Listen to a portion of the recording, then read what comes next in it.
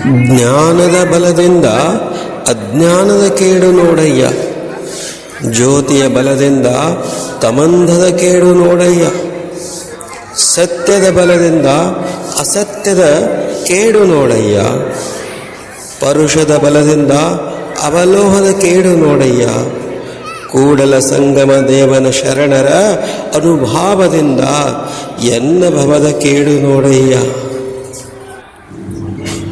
ಜ್ಞಾನದ ಬಲದಿಂದ ಅಜ್ಞಾನದ ಕೇಡು ನೋಡಯ್ಯ, ಜ್ಯೋತಿಯ ಬಲದಿಂದ ತಮಂಧದ ಕೇಡು ನೋಡಯ್ಯ, ಸತ್ಯದ ಬಲದಿಂದ ಅಸತ್ಯದ ಕೇಡು ನೋಡಯ್ಯ, ಪರುಷದ ಬಲದಿಂದ ಅವಲೋಹದ ಕೇಡು ನೋಡಯ್ಯ, ಕೂಡಲ ಸಂಗಮ ದೇವನ ಶರಣರ ಅನುಭಾವದಿಂದ ಎನ್ನ ಭವದ ಕೇಡು ನೋಡಯ್ಯ.